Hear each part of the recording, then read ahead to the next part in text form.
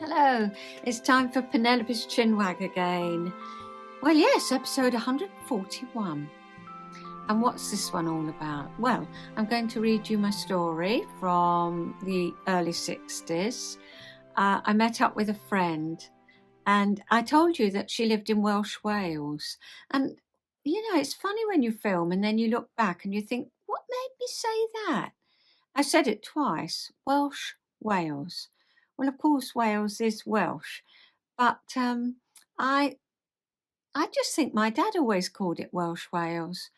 I had to think about it, and so in my head, that's what it is. So I do apologise for that because, of course, you know that Wales is Welsh. Anyway, you'll meet her. Her name's Sonia. We met in 1972, and I'll tell you a bit more about that as we go along. What else? Oh, yeah, read you my story. There's Sonia. Oh, a little film because we went away last week. And where we went, we visited a place in Devon and Killerton. And it was just flowers. I mean, we're just coming out of winter now. And just to see all these flowers was lovely. So that's what my little film's about. When I went to visit Sonia, nearby was a wildfowl and wetland place. And so we popped along there for a little stroll and it was lovely. Some birds and, all the wild fowl. What is it? All the wildfowl. Yeah. And bingo there was my favourite duck. I have a favourite duck and it happens to be an eider duck. And of course, that's where we get the eider down from, don't we? We all had eider downs when we were, younger. And the eider ducks are just so beautiful. They really are. The female's quite dull, if you like, compared to the male. And I'm just going to put up a very short film of the eider ducks that we saw at the Wildfowl and Wetlands Centre. Because normally you need to be sea watching to see them. But here there were a couple just as friendly as could be. So I'll put that little film up now.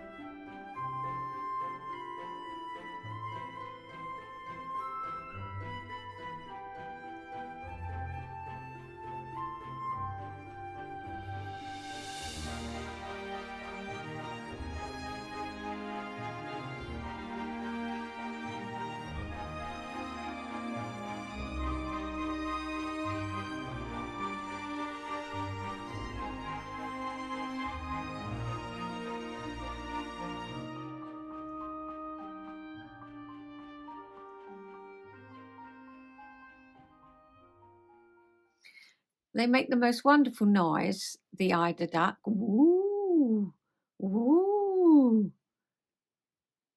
They chatter away to each other. So it was lovely to see. I hope you enjoyed the film. So next I'm going to put up the short chat that my friend and I had together. Her name's Sonia. And as I say, we've been friends since 1972, but we haven't seen each other for 7.5 years, which has been, well, quite torturous, really. And it wasn't till we flung ourselves in each other's arms and cried and hugged that we realised that it had been far too long. Anyway, we had a little chat, and I hope you enjoy that. So this is Sonia, my friend, yeah, and I've come all the way to Welsh Wales for a little holiday, and we're condensing, 7.5 years we haven't been together and seen each other regularly, what with circumstances in our lives, and we've condensed that into 2 days, so it's been Loads lovely. of talking going on. Loads of talking. But I thought we'd come on and tell you a few stories from our young days, really. And every Monday, Son did the washing. And I sat in a lovely chair round a table and chatted like I do all day. While I was doing the washing, really. Yeah. I pulled the twin tub out, the old twin tubs we used to have. Yeah. And, get the old steam going and everything. Yeah, we would. We'd put the world to rights and we'd tell everything about our lives, what was going on and how we felt about everything. Yeah. And it was so lovely, really, because we so resonated with each other. And I often thought, she knows what I'm thinking before I say it. And you're doing your washing, aren't you? And then putting it into and then you'd have that rubber ring thing that went in on the top, didn't it? To hold that's it. The washing in place. Yeah. And you think, well, your little one, because Son's got 2 boys, I've got 2 girls, and your little one was how old? He would have been about 3, I think. About 3. Yeah, my oldest boy was at school. Yeah. And the little one would have been about 3. And my 2 girls were both at school because I think Nicola, Tommy's nan, she phoned Son every day. Have you had the baby yet? Have you had the baby yet? She did. She did. No pressure. No. And you kept saying, no, I'm still here. Oh, Mum, she hasn't had that baby. And so when you had Dobbs, it was really special, wasn't it? It was, yeah. And then you moved to Welsh Wales. Yeah, it was a big thing. Yeah, because we'd been so close and we'd been together so much. And then we were opposite ends of the country, really. Yeah. And it was the days when you couldn't really phone or, well, you certainly couldn't we used to write letters, didn't we? So I've got a big file, unbeknown to me. Son kept my letters and I kept Son's letters, and we amalgamated them, and I've got a big file of, well, it's our lives. It's a story of our lives from those years. It's quite a precious document, really. It is. I should get it out. Well, I don't know. Get it out and read it. But yes, it is a precious document, isn't it? Especially of all what was going on with the children. And then I'd drive to Wales with the girls, and you had a nice little cottage, didn't you? Yeah, on a small holding. We had about 5 acres of land in the hills of Wales. Lovely views. Very cold in the winter. Yeah, I remember you melting the snow to drink. Oh, yeah, because the pipes used to freeze regularly, because the pipes came off the mains underneath the drive. Right. And they weren't buried deeply enough. So, consequently, a bit of frost and all the pipes froze up.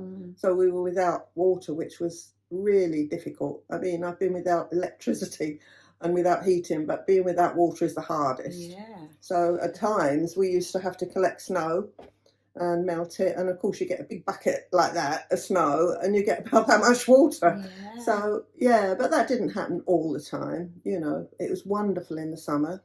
My children were London girls. Yeah. And Kim had a pair of velvet, velvet, that's all you can say. And they were silver grey. Kim, if you're watching, you probably remember that. And white socks and, just lovely London clothes. And we came and visited. We were sitting round your kitchen table, jawing away, sorting everything out that needed to be sorted out in our lives. And then the 4 children came in, bounded in, didn't they? Yeah. I mean, covered in mud. Yeah. Covered.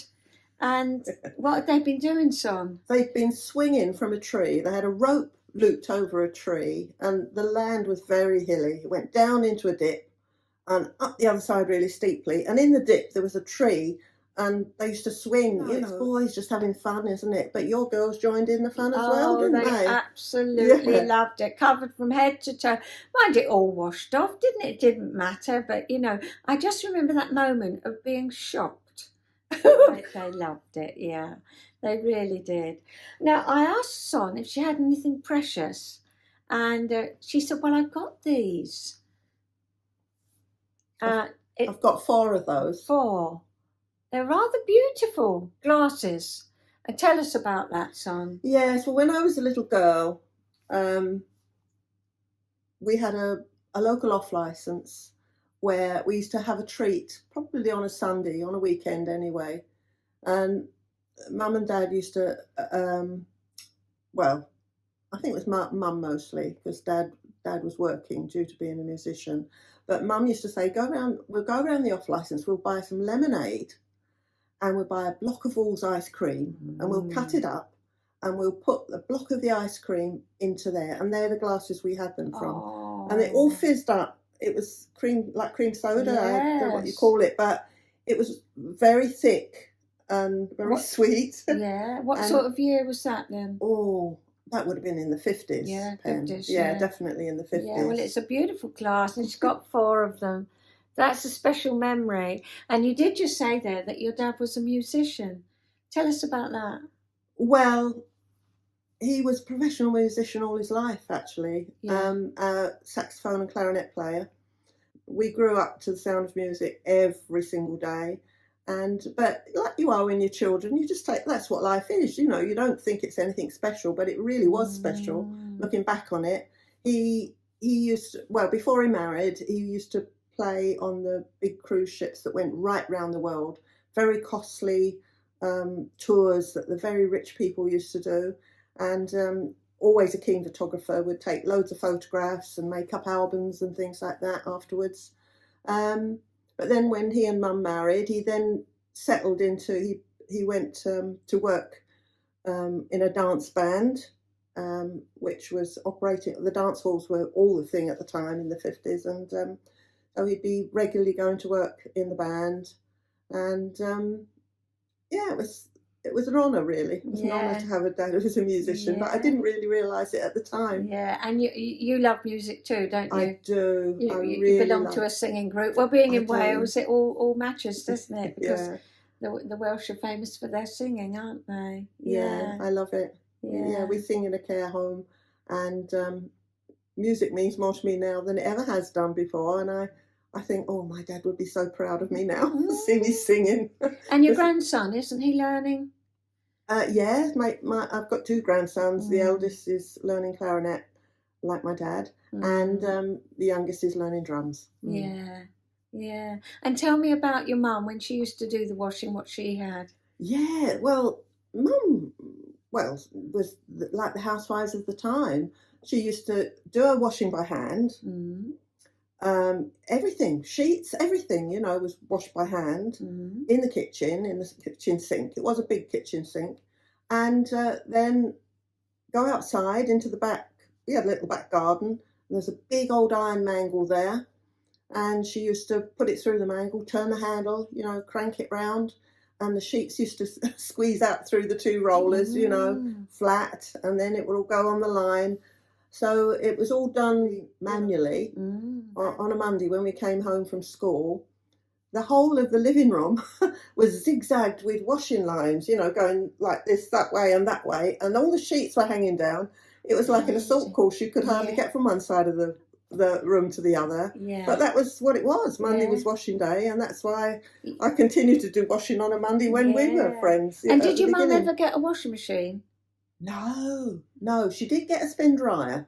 Right. Yeah, because she became quite pleased and converted to using a spin dryer. I know. Never had a washing machine. And she lived to be 102. 102 and never owned a washing machine. No. So there we are, girls. Yes, she was quite an amazing woman, wasn't she? She was amazing. Yeah, she really was. Well, it's been lovely talking to you, Son. Lovely and I'm talking so to you. glad you're part of Chinwag. Oh, thank you. Yeah. So we'll say cheerio. Bye-bye. Bye. I hope you enjoyed that little chat with my friend.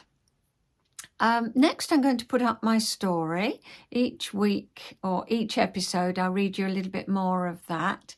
And we're still back in the early 1960s. And I talk to you about, well, my hobbies, really. So that's what it's about this week. And I'll see you after that. Well, yes, to see where we were in the story, we'll have to pop back to the last episode. I went to the record shop. Do you remember? My dad bought me the top 10 because I had 4 teeth out all at once.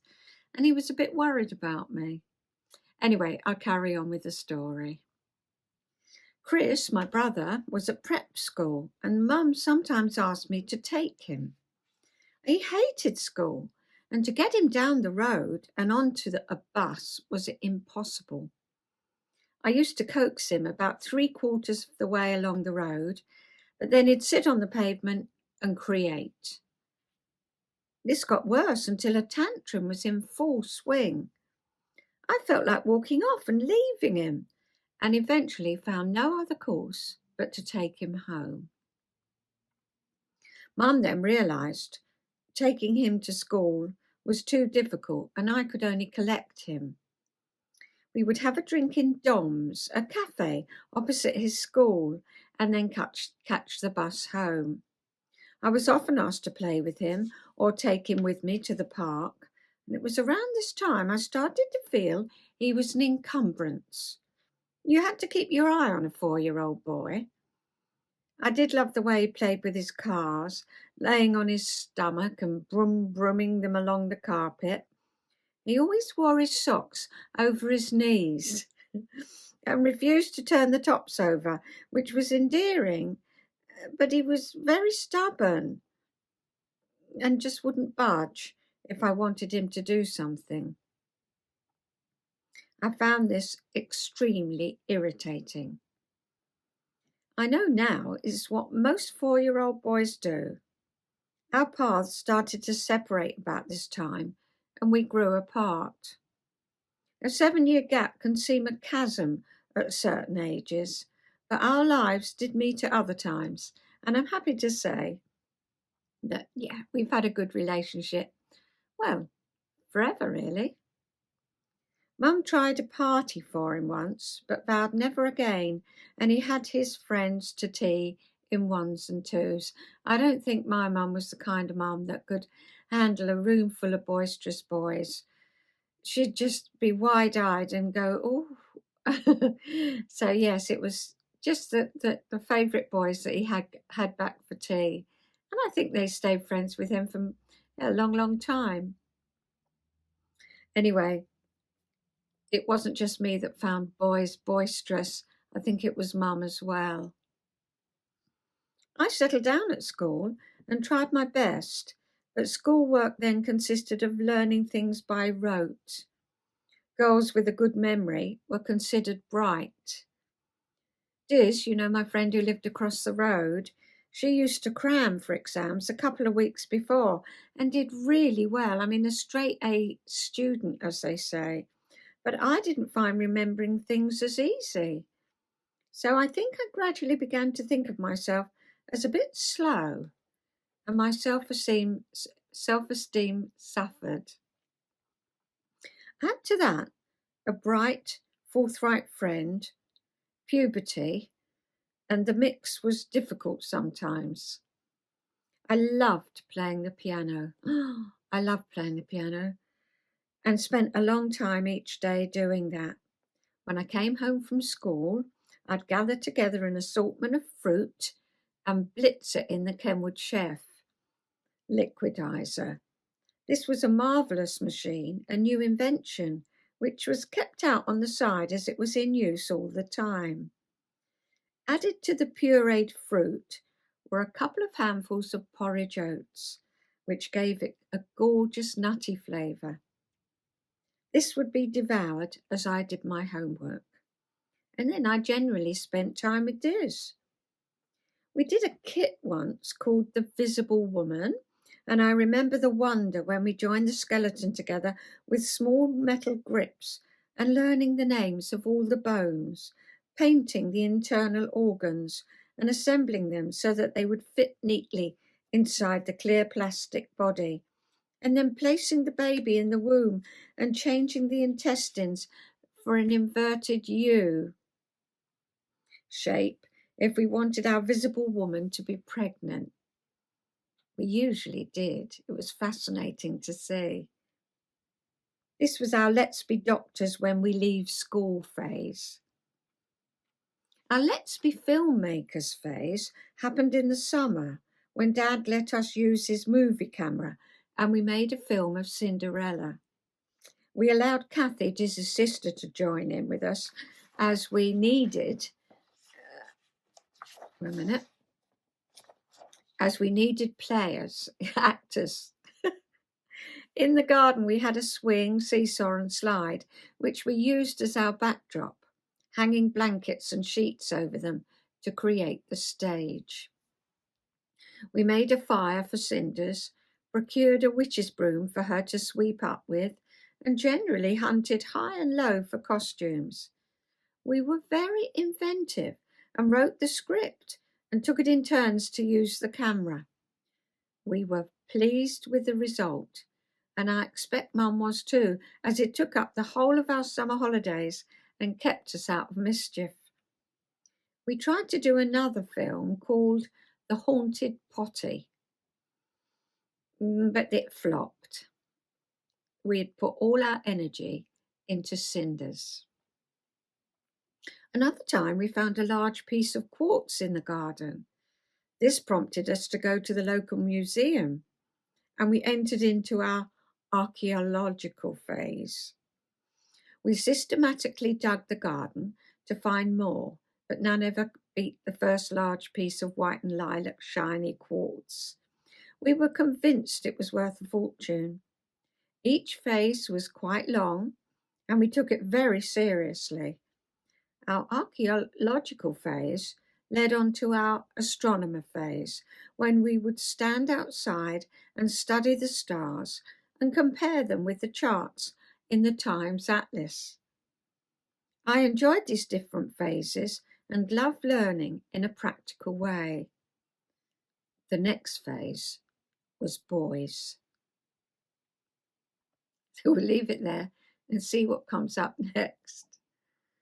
Oh dear, reading this just brings back so many memories. And I must mention Barbara of Bondi Fabric, I think it is. I'll put it on the screen. Barbara sent me a lovely present. I love it, absolutely love it. The koalas. She lives at Bondi Beach in Australia, and it's a bowl cozy. So you put your bowl of, I don't know, anything hot, and I just think it's absolutely gorgeous. I really do. You could keep anything in this, and I'm going to make several more, but I particularly love this one that she made for me. And her last episode, she said, "Pen, you've got me going," because she hadn't been well last week, and she decided to start writing her story. And I'm really pleased because she felt inspired by mine. So well done, Barbara, and thank you so much for this. I love it. Absolutely love it. She does on her episodes show you how to make them. Right. That's my story for this week. Yeah, so I hope you enjoyed that. A little bit of crafting. Well, I've got a William Morris quilt on the go, as you know, and of course, being away, I haven't done a stitch. I've got the Fairy Bouquet by Joanna Ang, and I'm just doing the sleeves. Haven't done a stitch. Been away. Have to concentrate on that one. I'm doing the blue jumper that I bought the blue wool that I showed you last time in loop. And no, I've done a little bit of that. I must say I've started it, but not enough to show you. I'll show you that next week or next time. I can't pronounce the name of it. Torad. I just can't. I'll put it up on the screen. But anyway, you saw it last week, what I was going to start. And I think it's a long-term cardigan, really, because it is. It's colour work, and you knit the back and the fronts all together. I'm going to steek it up the front, which is my challenge. So I haven't done that before. So not really enough to show you there. But I did start my shawl. I have knitted this shawl so many times. You've seen it over all my episodes. I've knitted it for so many people. And I've got one myself. And I want another. I want another couple because I really feel happy with them. And so I started one. I got the wool in loop. I didn't actually show you that last week. I forgot. So I'll show you now. The shawl is called Sunset Skies by Helen Stewart. And I'm knitting it in this, which is called Issachar. And it's undyed, just 50 grams here. Honestly, it'll knit so much. And 100% alpaca undyed, just natural. And that's it. I fancied it. And then I'm knitting it with this, which I couldn't resist. Now, you won't be able to see it in a ball. Well, maybe you will. But it's the most gorgeous of colours. It's got little pink bits of pink in, but just not big daubs of it, just little bits. Can you see?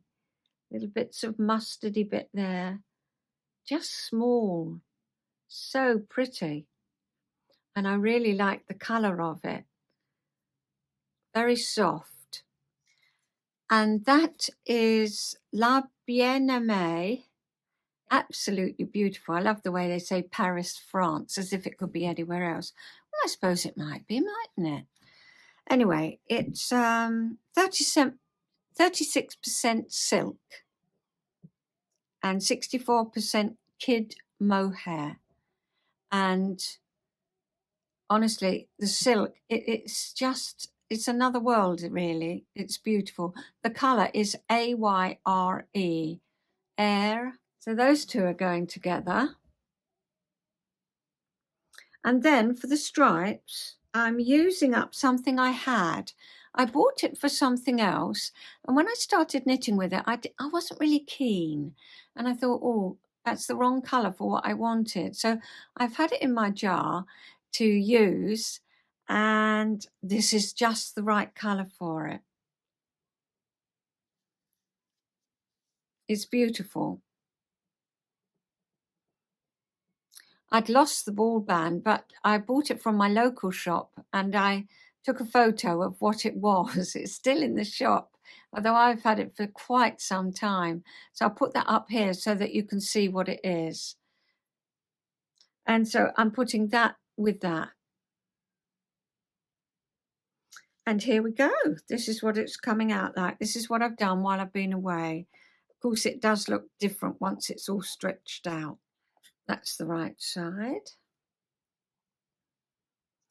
Does the colour pick up well?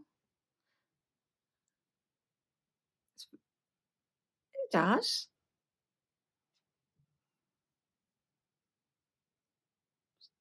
So I'm hoping to, I've got one more stripe that I've just started, and then it's a good piece of the grey, if you like, this grey around the bottom. So I'll show you that when it's finished, which I'm hoping won't be too long. I'm in the mood for it, so that's what I'm cracking on with. I think that's about it for this week. As I say, we went on holiday last week to Dartmoor, but we also took a trip to North Devon, which is a place that we holidayed at Watersmeet and Linton and Lynmouth. We holidayed there and walked and did our bird watching for many, many years. And so we decided to go back and see if it was changed, which it isn't really much changed, which was lovely. And en route was John Arbon, the the wool man, I call him, John Arbon. Yeah, his mill is there at South Molton, which was about halfway between where we were staying. And so we called in, which was rather exciting. And so I'm going to tell you about that next week. And I'll tell you about our holiday and show you some photos of it. And what else am I going to do next week? Well, do join me and then you'll find out. And so until then, take great care of yourselves and thank you for joining me for this episode. It's been such a pleasure to talk to you. I'll see you soon. Bye-bye.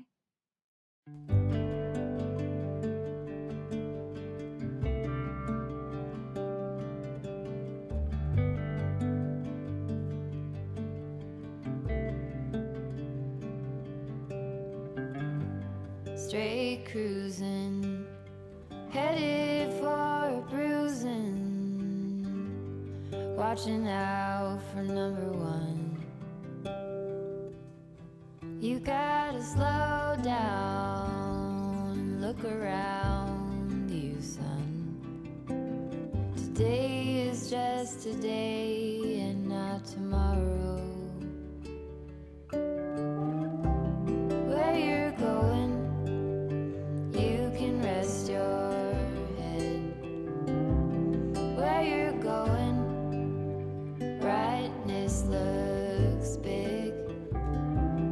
Where you're going, truth cannot be hid. You gotta get going. Easy now. You gotta get going. Easy now.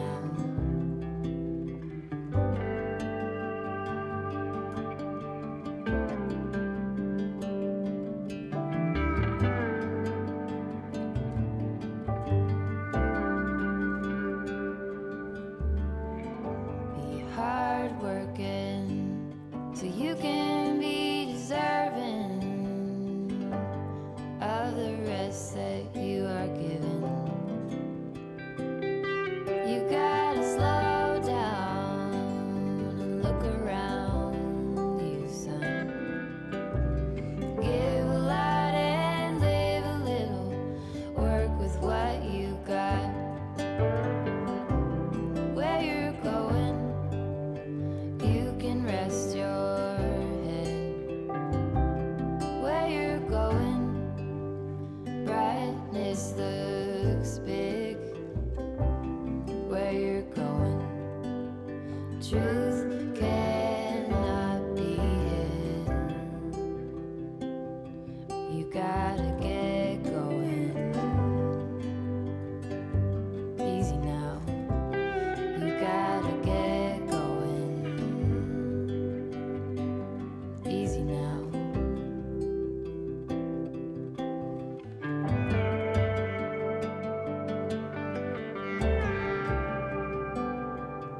Get along, give a hand, sleep heavy, be the man. Just there, where you are, do something, be the star.